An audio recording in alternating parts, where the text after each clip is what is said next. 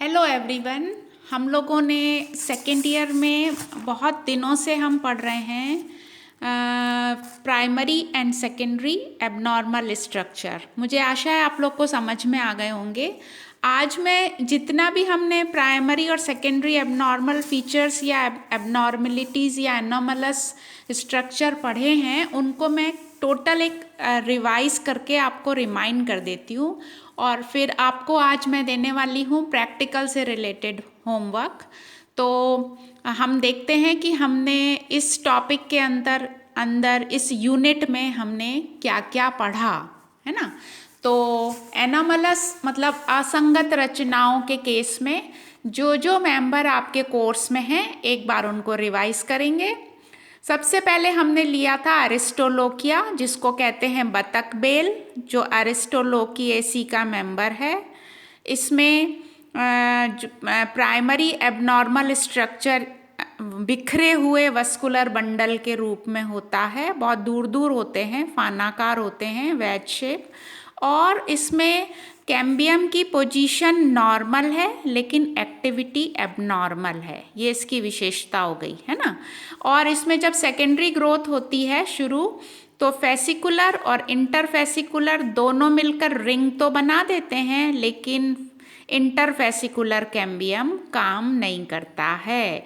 वो क्या बना देता है? वो मेड्यूलरी रेस बना देता है। तो फिर जब सेकेंडरी ग्रोथ होती है तो जो सेकेंडरी टिश्यू है वो बटा बटा नजर आता है बजाय एक गोल घेरे के, है ना। तो अरिस्टोलोकिया के बारे में आपको जब भी पूछा जाए तो ये बातें आपको मेंशन करनी है।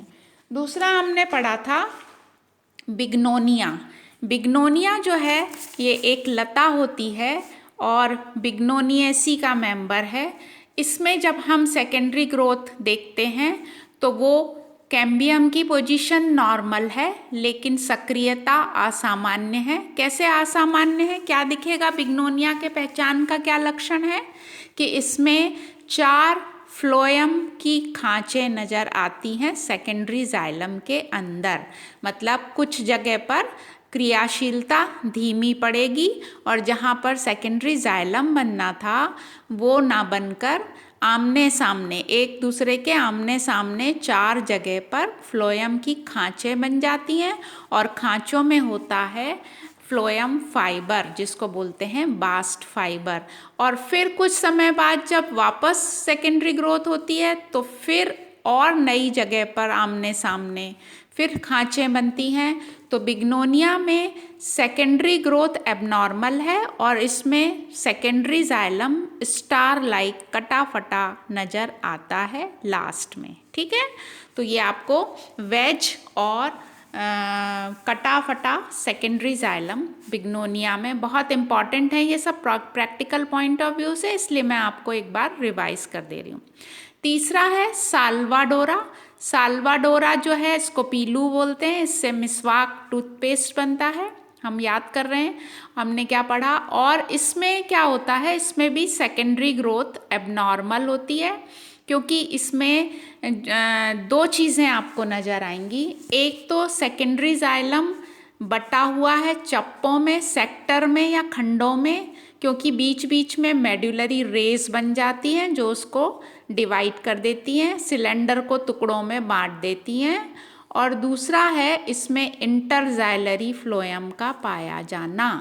तो इंटरजाइलरी या इंक्लूडेड फ्लोएम, जाइलम में बहुत सारे पैचेस दिखते हैं और इसके कारण जो स्ट्रक्चर नॉर्मल बनना चाहिए वो नहीं बनता है। तो ये है साल्वाडोरा। आप सेक्शन काटोगे और तुरंत आपको पहचान में आ जाएगा। उसके बाद आते हैं हम अकाइरेंथस पर। काइरेंथस होता है लटजीरा, ये सीजनल है, बारिश में उग जाता है।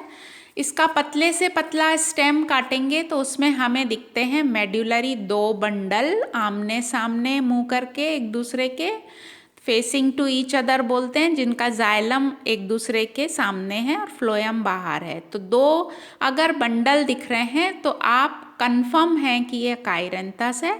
आउटलाइन चौकोर होती है और जब इसमें द्वितीयक वृद्धि होती है तो उसमें इंक्लूडेड फ्लोएम का पाया जाना कॉमन कैरेक्टर है, मतलब इंटरजाइलरी फ्लोएम बन जाता है सेकेंडरी जाइलम में। तो वो कारण वही है सेम कि कैम्बियम की सक्रियता असामान्य होती है, पोजीशन सामान्य होती है। तो एकाइरेंथस में आपको प्राइमरी और सेकेंडरी दोनों एबनॉर्मेलिटीज़ नज़र आती हैं। उसके बाद हम आते हैं एमारेंथस पर। एमारेंथस में हमको दिखते हैं बहुत सारे बिखरे हुए medullary vascular bundle. Medullary vascular bundle का पाया जाना अपने आप में प्राथमिक असंगत रचना है। तो ये शुरू से होती है, इसका सेकेंडरी ग्रोथ से कोई लेना देना नहीं है। तो ये इसके पहचान का लक्षण भी है।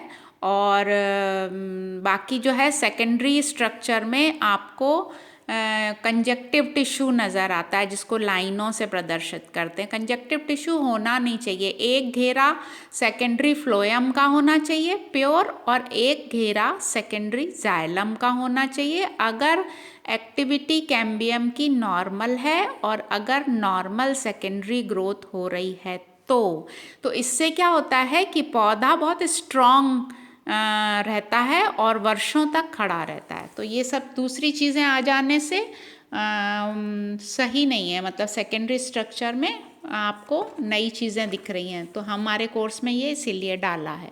अब हम आते हैं बोहराविया पर।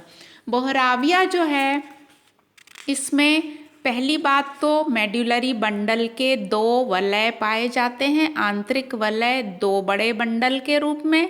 उसके बाद मिडिल वलय जो होता है, मिडिल रिंग, मध्य वलय जो है उसमें बहुत सारे 8 से लेकर 14 के बीच में बंडल पाए जाते हैं। और फिर तीसरी रिंग जो होती है वो नॉर्मल वस्कुलर बंडल की रिंग होती है। तो बोहराविया पुनर्नवा का पतला सा तना काटोगे तो भी उसमें आपको मेडुलरी बंडल्स के रूप में प्राथमिक असंगत रचनाएं दिखेंगी।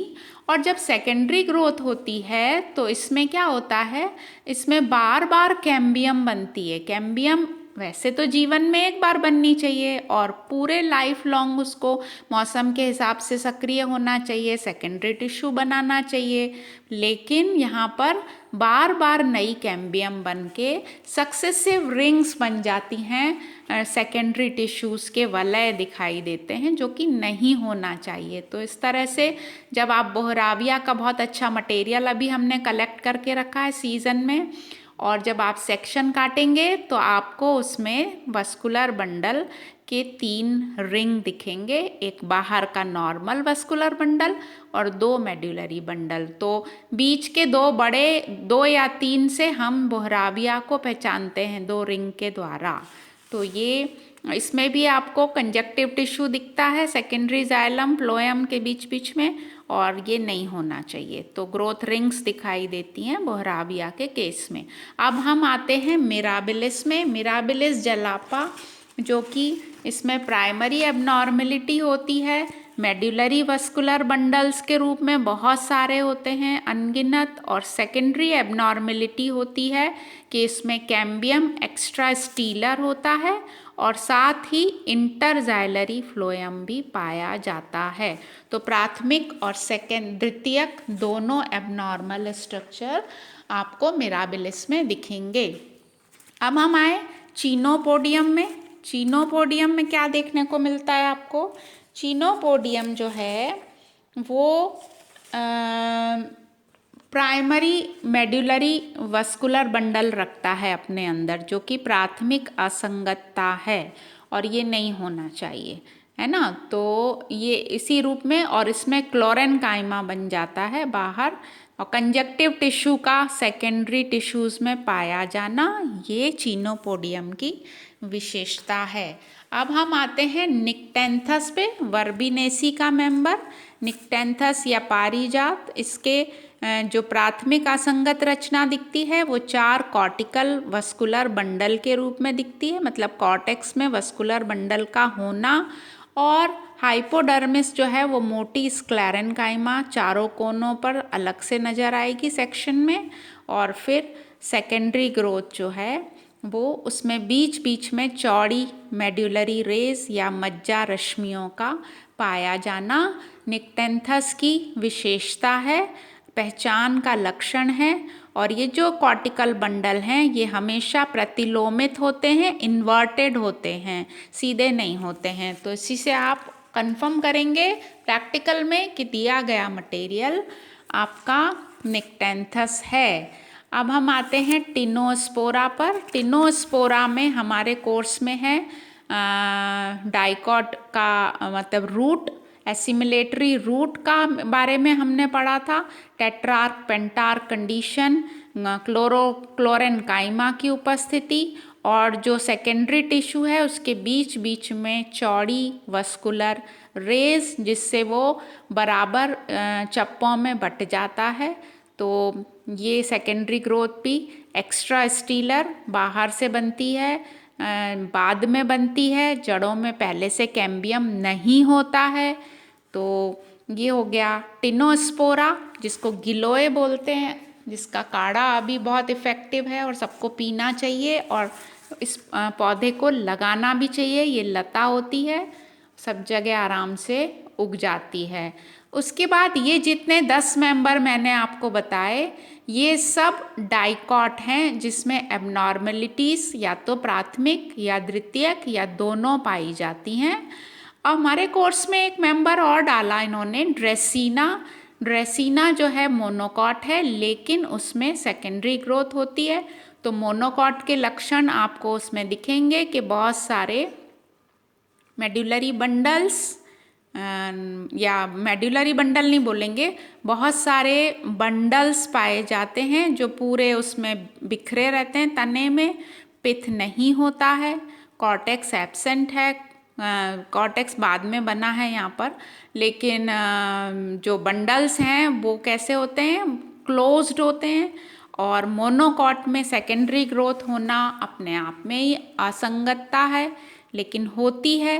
कौन करता है, एक्स्ट्रा स्टीलर कैम्बियम करता है, और फिर वो लिग्निफाइड पैरेन्काइमा मतलब सेकेंडरी कॉर्टेक्स लिग्निफाइड बनाता और उसमें वस्कुलर बंडल भी होते हैं सेकेंडरी।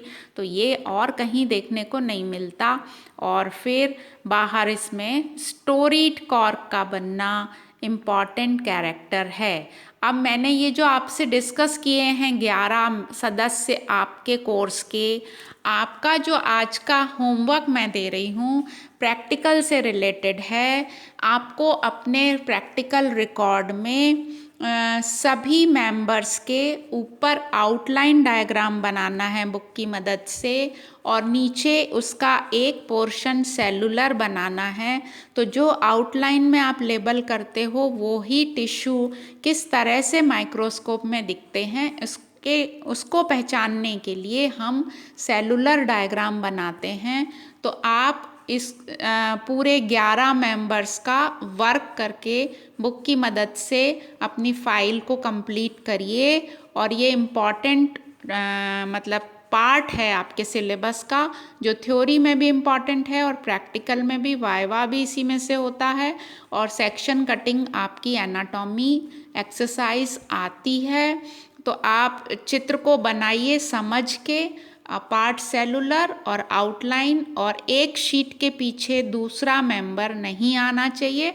तो आप शीट के एक तरफ आउटलाइन बनाइए और दूसरी तरफ एक कोशिकीय भाग बनाइए, और फिर उसके कमेंट्स लिखने हैं जिसमें बाहर से अंदर के टिश्यूज़ तो लिखने ही हैं। अभी मैं बात करूं बाहर से अंदर कौन कौन से टिश्यूज़ पाए जाते हैं, तो सबसे बाहर होती है एपिडर्मिस, फिर आती है हाइपोडर्मिस, फिर आता है कॉर्टेक्स, उसके बाद एंडोडर्मिस, फिर पेरीसाइकल, उसके बाद वस्कुलर बंडल्स जिसमें बाहर होता है फ्लोएम, बीच में होता है कैम्बियम, अंदर होता है जाइलम और सेंटर में होता है पिथ। तो ये आपको क्रम बताना आना चाहिए वाइवा में। और मोनोकॉट में ग्राउंड टिश्यू होता है, ये भी मालूम होना चाहिए। तो पित्त नहीं होता है। और वस्कुलर बंडल की विशेषता डाइकॉट में कैसे हैं, मोनोकॉट में कैसे हैं, दोनों में डिफरेंस आपको बिल्कुल परफेक्ट होने चाहिए आप इसमें। और टिश्यूज़, क्योंकि हम डिटेल में एक एक टिश्यू पढ़ चुके, तो जब आप डायग्राम को देखें तो आप ये देखें कि पैरेन्काइमा जैसा लगना चाहिए, जाइलम और स्क्लेरेन्काइमा में डिफ्रेंशिएट होना चाहिए, और स्क्लेरेन्काइमा कैसे बनाना है। उसके बाद कॉलेनकाइमा को बनाते समय तो टिश्यूज़ को आप एक बार चित्र देखकर और फिर हाइपोडर्मिस अगर कॉलेनकाइमा की है तो कॉलेनकाइमा लगना चाहिए डायग्राम में। तो इसमें आप अभी आपके पास आराम से आप इस काम को कर सकते हैं। तो अच्छे से करेंगे और प्रैक्टिकल रिकॉर्ड के पूरे जो 10 मार्क्स हैं वो ले लीजिए मुझसे, और अच्छे से मेहनत करो। एक रिवीजन भी हो जाएगा, आपका थ्योरी भी तैयार हो जाएगी और प्रैक्टिकल का वर्क भी। मुझे सभी से उम्मीद है कि आप इस वर्क को सीरियसली करेंगे और पूरे 11 मेंबर आपके रिकॉर्ड में आने चाहिए। Thank you.